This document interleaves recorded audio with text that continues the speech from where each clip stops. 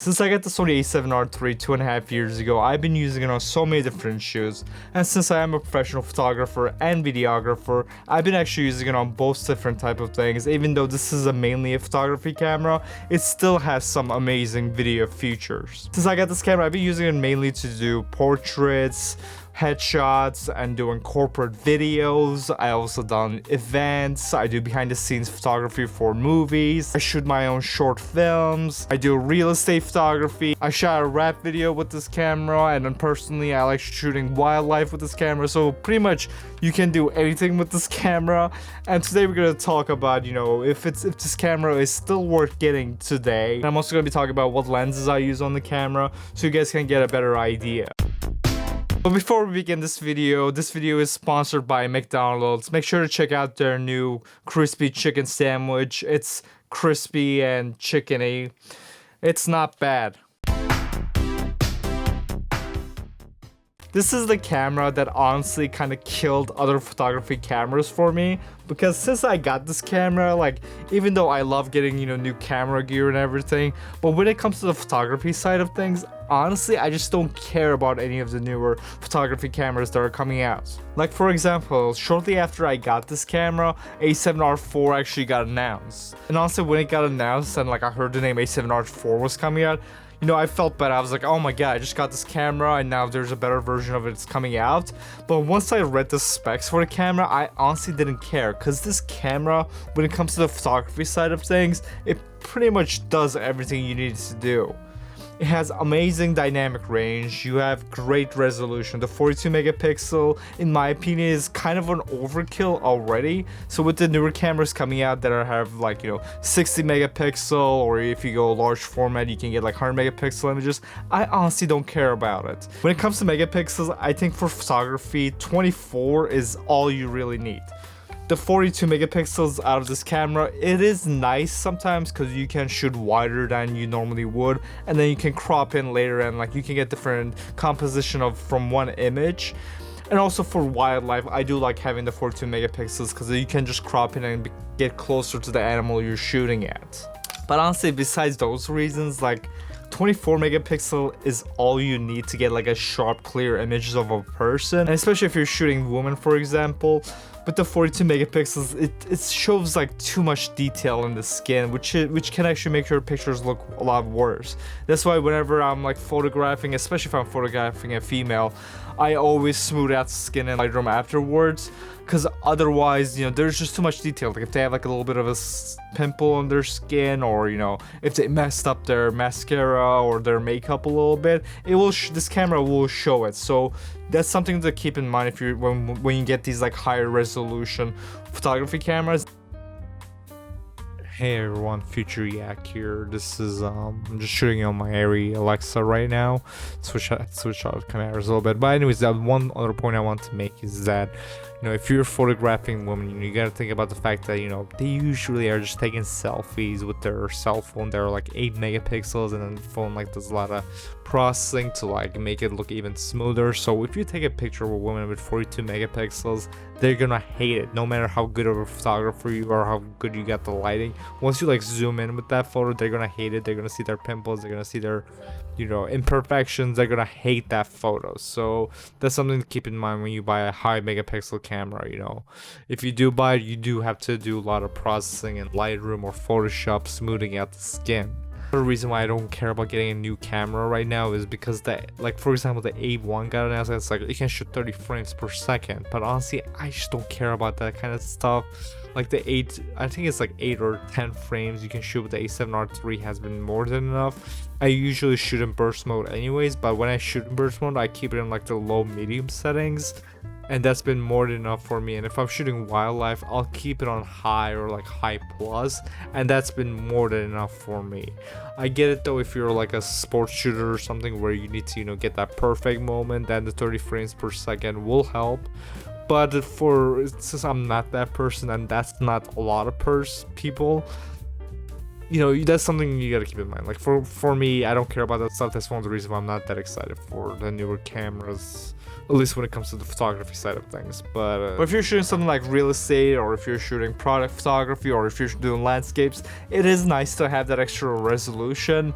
But again, you don't really need it, and sometimes if you did mess something up, or while you're taking a photo, if you like miss something, or if, for example, if you're shooting a product and there's a smudge on the item, it does highlight those mistakes a lot more.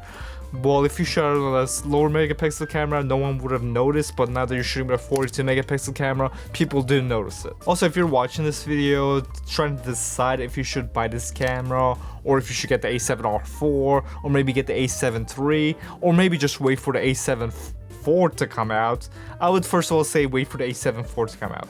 That's probably going to be your best bet. It's probably going to have more features that you would want from a camera.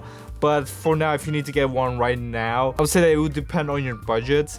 If you need the extra resolution, then get the A7R III. And if you have a little bit extra money, you can get the A7R4. But one thing I will warn you about is that the file sizes out of the A7R III are pretty huge. You know, I have an 8TB hard drive where I store all my photography. And for the past 2.5 years, you know, I almost filled that 8TB, and I'm gonna have to get another one.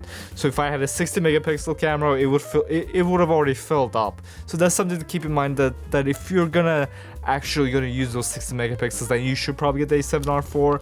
But to be honest, you probably don't need it. A7R3 is good enough, and there isn't that many features that warrants an upgrade. But between the A7 III and the A7R3, it's gonna be a choice of, like, I'll say which whenever you can get a better deal on. But I don't know, it depends on what you want. If you want that extra resolution, get the A7R3. But the A7 III will be more than enough camera, in my opinion. But to be honest, I kind of do regret not getting the A7 III sometimes, because I do a lot of portraits and headshots, and for that stuff, I do not need 42 megapixels. But when I do wildlife shoots, I do appreciate the fact that there's 42 megapixels, so I mean, it just depends, you know. This is gonna give you extra work to do if you don't need the 42 megapixels, but it does come in handy when you do need those 42 megapixels. So when it comes to photography, this camera pretty much does everything you would want from a photography camera. I never felt limited by this camera when I'm shooting photography. The only problem I would say when it comes to photography is that with the screen over here, you know, of course you can use it like this, or you can, you know, tilt it up if you're shooting from the waist down. But if you want to do waist down and you want to do it in a vertical mode, then you cannot lift the screen up. And a lot of times, you know, if I'm shooting a landscape, for example, but I want to shoot it vertically, then I have to like get down on the floor so I can like see my framing, because there's no way to like lift the screen up, which you can do with like the Panasonic cameras or with the Canon cameras that have an articulating screen. So that is one of my problems with it when it comes to photography. And that is a one problem that people, you know, talk about. You should get an articulating screen like what they have on like the Canon cameras, where you can actually like turn it around, or if you should have just something like this. And I actually like this better for photography. I just wish that there was a way of me like being able to see my screen when I have it vertically and it's below my waist. Second big issue I have with this camera when it comes to photography, which might sound like nitpicking, but it is actually a big issue that only like Sony users actually like think about, is that the sensor dust you get in this camera are just ridiculous. Like for some reason, like I don't know what it is about these like Sony A7 like sensors they have, is that they just collect dust like crazy. Like for I have no idea why.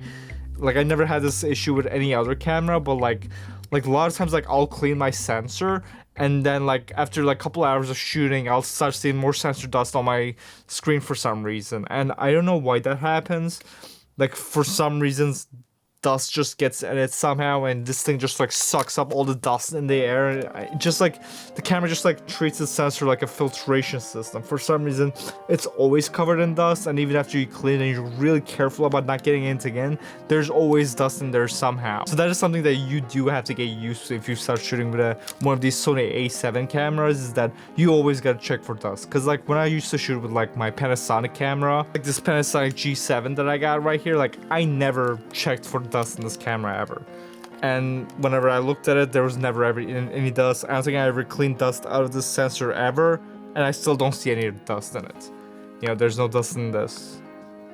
There might be a little dust, but I never noticed it in photos. But with this camera, you notice it all the time. So, and it might just be because it's a higher megapixel camera that the dusts are just more defined because of that. But that is kind of a big issue, especially if you do video, because with with photography, at least you can, easily fix it in post. You just, click on the clone stamp tool and you can easily fix it. But with video, if you get sensor dust on your videos, then you're screwed, And the funny thing is that, like, when I'm watching other YouTubers' videos, I always know when they're shooting Sony cameras because there's always sensor dust on the videos, I was watching a Casey Neistat video, I'm like, oh, he's shooting an A7S3 because there's sensor dust in the corner of the screen, No other camera does that for some reason. Like the FS5 I'm shooting with right here doesn't do that either, but the A7R3 always does for some reason. To be honest, that is like my only complaint about this camera when it comes to photography. It just does what it's supposed to do, and you get high resolution in pictures with it. They all look great, so I mean, there's nothing else for me to complain about when it comes to photography. When it comes to the videography side of things, though, there are some stuff that are left to be desired with this camera, and I'm gonna get into those right now. First of all, with this camera, you can only do 8-bit and 1080p. Now, for most scenarios, it's fine. It gets the job done. But when you compare, like, for example, the 1080p out of this camera and the FS5, for example, that shoots in 10-bit, there is a big difference. It's such a big difference that the 1080p out of the FS5 is pretty much identical to the 4K resolution that comes out of the A7R3, which means that you can actually just shoot at 4K resolution with this camera and you get similar results to a 1080p that you would get out of the Sony FS5, which doesn't sound that bad, but when it comes to editing, it's going to be harder for your computer to handle the files. And it's also going to require more storage because now, besides just being 1080p footage, you're going to have 4K footage, which is going to be double in size. So when it comes to shooting 1080p with this camera, you don't get the best image quality, but you do get a lot of features with it. For example, with this camera, you can do 1080p up to 120 frames per second with sound on, which is a pretty big deal, to be honest. So when it comes to slow-mo features of this camera, they are pretty amazing. But that's another caveat, is that this camera can only do slow-mo features in 1080p. The 4K is limited up to 30 frames per second. And nowadays, a lot more clients are asking for 4K footage, and to be honest, you can just shoot in 1080p and upscale to 4K and they're not gonna notice or care. But if they do care, then you can't do something like a 4K 60 FPS and slow your footage down, or 4K 120 FPS that you can do with the Sony A7S3. But to be honest, for most video situations, this gets the job done, so I wouldn't worry too much about it. But one thing that is terrible about this camera, about the video features, is that it's all limited to 30 minutes. But for some reason, this camera is limited to 30 FPS, which could be because of the older European laws that limited, made you pay more taxes on a camera if you can shoot in more than 30 minutes. But I think that's an older law that got abolished, so I don't know. But this camera is limited to 30 minutes, so if you're shooting a conference or if you're shooting like a wedding ceremony or something, this is not the camera for that, unfortunately. You're gonna have to get another camera that can shoot more than 30 minutes in order to do that, which is one of the reasons why I actually bought this FS5, is so that I can shoot more than 30 minutes, because I was getting jobs for conferences and stuff, and I was like, wait, this is an hour-long conference, I can't just like make a cut in the middle of the video. And it's not because of like any overheating issues or anything, it's just all software. I wish Sony would just like release an update that just gets rid of that 30 minutes, but for some reason it doesn't exist. Another problem with this camera when it comes to video is that, again, we're going to talk about the screen, which, again, this is great for photography, but for videography, it's not the best. If you're behind the camera, it gets the job done. It's a small screen and it's not that bright, so it's sometimes hard to like frame your shot and like see the colors accurately, but it gets the job done. But if you're doing something like a YouTube video or something, this screen does become very annoying. A thing you can do to combat that is to actually get like a mirror like this. This is what I use like if I'm using this camera to like shoot a YouTube video. And what this does is you just put it on top of your camera and then you put the screen up like this. So now when you look through it from the front, here, let me actually turn it on so you guys can see it. Yes, so when you turn it on now, you can see the screen through it. It's a stupid little hack, but it works. It's just a mirror reflecting it back to you. But, this is one way you can actually, like, see what you're shooting with this camera. But I wish, I don't know, honestly. I don't know if I want the articulating screen for this camera, but I am hoping the A7 IV will have it because that is a true hybrid camera. The thing that people complain about with the Sony cameras is the colors. And with this camera, you can just shoot at S-Log 2 and then just grade it to however you want it to look. If you just know how to color correct, then you don't really have to worry about what the camera's colors look like, to be honest. You can just kind of get any camera to look like any other camera with just a little bit of work. But if you don't want to do any color grading, there are actually different picture profiles that you can use to like change it however you want it to look. For example, this YouTuber made a custom profile picture that just copies the newer S-Cinetone look, and you can get the same colors out of this camera and the FS5 that I'm shooting with right now. I'm actually shooting S-Cinetone with an FS5, and I can also do it with this camera, A7R3 also, by just creating a custom profile, which I'll have a link of it on the description, so you can also set it up on your Sony cameras also, so you can get great colors just straight out of camera. And with this footage like right here, this is not color graded at all. This is just straight out of camera. This is just how it looks. Alright, now let's get into the fun subject, which is what lenses I use with this camera. First, we're gonna start with the lens that I'm actually using to shoot this video right now, which is the Sigma 35mm f1.4. This is my favorite lens for shooting video pretty much, because the Sigma art lenses honestly have the best image quality lenses that I used, in my opinion. You just get such amazing micro contrast and just colors with these lenses. So for shooting YouTube videos like this, I love using this lens. And also the f1.4 out of this lens is just amazing. I mean, like, I just have to, like, when I'm shooting this video, I have to, like, stand pretty much right here to get perfect focus. I'm pretty sure when I, like, go back and forth, you know, I'm just, like, getting out of focus because, like, you just have like such a sliver of like focusing point with this lens because it's at 1.4. So this is an amazing lens, and especially if I'm shooting any videos at like bars or restaurants or any like dimly lit areas, like this lens is just amazing for it, because with the f1.4 aperture, you just get so much light with it. So I mean, it's an amazing lens to buy, definitely, especially if you're shooting in low light areas. Next up, we got the 85mm 1.8. And this lens I do like a lot. The f1.8 aperture is pretty good for, you know, shooting in low light, but honestly I would not recommend this lens at all. There's a Sigma version of this lens, which is an 85mm f1.4. that's just like a couple of $100 more expensive with this lens, and you'll be way better off getting a lens than this one.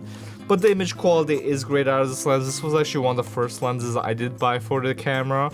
But one of my biggest issue with this lens, which it says right here, is the minimum focusing distance on this camera is 2.63 feet. So you have to be pretty far from your subject to be able to shoot with this lens, which is my main problem with it. Because a lot of times while I'm trying to just shoot like a headshot, or like if I'm doing a portrait, you know, you just can't get close to this lens at all. Like, you would have to, like, if you're shooting a picture of someone, you have to like get them, like, I don't know, like you can only shoot like chest up or something. Like, you can't get in close for like a headshot with this lens. So honestly, I would not recommend this lens. You would be better off getting something that has a better minimum close distance than this. But you can still get amazing image quality with this lens. So I'm not saying it's a terrible lens, but it is a very sharp lens with great image coming out of it. I just wish that you could get closer with it, which is one of the reasons I'm probably gonna sell this lens and get the Sigma version eventually. Next up, we got two lenses that I pretty much use all the time, which are my zoom lenses, which is the Tamron 28-75mm f2.8 and the Tamron 70-180 f2.8. In my opinion, these are like the best lenses that you can buy for your Sony camera, especially 28-75mm. Like, this lens I pretty much use all the time. Like, if I had to pick one lens, this would definitely be it. And the amazing thing about these Tamron lenses compared to the Sony version is that they're like half the price, and a lot of times you actually get like sharper images with these lenses also. These lenses, you just are getting like, I guess, worse build quality, but since the quality is like not metal, it's like more plasticky, they're actually lighter and actually smaller also. Like, this 70-180mm is like half the size of the Sony GM lens. And this lens is also, I believe, it might actually be sharper than the Sony GM lens, maybe a little bit less. But one other cool thing about these lenses is that, and also with the 17-28mm lens, is that they all have a 67mm thread on them. So if you have a filter that's 67mm, you can just use it on all of these lenses. You don't have to worry about, step down rings or whatever. You can just buy one filter and be able to use it on all of your lenses without having to worry about, any filters or whatever. And just look at how small this is. This is 70-180, which is equivalent to like 70-200mm pretty much. But if you put it next to the 28-75 right here, they're like almost the same. Like, it's insane. Like, with any other lenses, pretty much, usually the 70-200 is like double the size of the 28-75.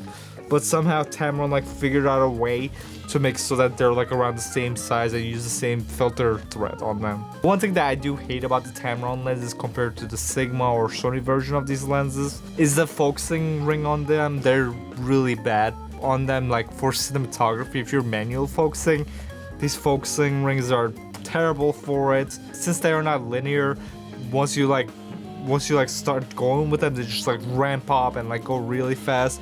It's just not good for manual focusing. But when it comes to autofocusing, like, they're amazing. They're like pretty much up to quality with the Sony's first party lenses. And I believe actually Sony bought out Tamron, so I guess these are technically first party lenses. But for manual focusing, these lenses do suck, which is one of the reasons why I pretty much use the Sigma 35mm exclusively on the Sony FS5. I don't really like using these lenses on there that much, because with the Sony FS5 it has terrible autofocus, so I have to use manual focus on it. So using these lenses for manual focus, it just isn't fun. It gets the job done if you just need to focus somewhere, but if you need to do like racking focus, or if you have to like track someone while focusing onto them, it just doesn't do a good enough job. But the good thing about these like Sony A7 cameras is that they have amazing autofocus that I actually don't really need to use manual focus that much, even when I'm shooting video with them, honestly. Which is one of the reasons why I kind of want to upgrade my FS5 to the FX6, just so I'll have that autofocus. But I don't know if I can justify, paying like $6,000 just to have autofocus when I can just get an A7S III or something and get the same amount of autofocus and get the same video features with those cameras. Next up, we got a lens that I honestly don't use that much, and I actually don't like this lens at all, but I kind of keep it as a backup, which is the Samyang 14mm f2.8. This lens I pretty much never use, or I don't like it at all, but I always keep it in my backpack. There's a lot of situations where 28mm just isn't wide enough, and the 14mm comes in handy in those situations. Now, this is kind of a placeholder lens that I have right now. I'm probably gonna end up getting the Tamron 17-28mm, even though I do not like that focal length at all, because the 17mm I feel like just isn't gonna be wide enough. But we're gonna have to see. I'm probably gonna get that, or I'm gonna get the Sigma 14-24mm. I would honestly like to get the Sony 12-24mm, but that's like a $3,000 lens, so I don't know if I can justify spending that much money on it. But this is a great lens if you want to do like some real estate stuff, which I'm gonna get into, so I'm gonna be using this lens for that stuff. But honestly, I just don't like the image quality that comes out of this lens. It's a very dull lens, like there's like no contrast, it's not very sharp. And since this is an ultra wide lens at f2.8, it's already like really hard to like focus with this lens. And since it's not a sharp lens at all, it just makes it even harder to like focus with it.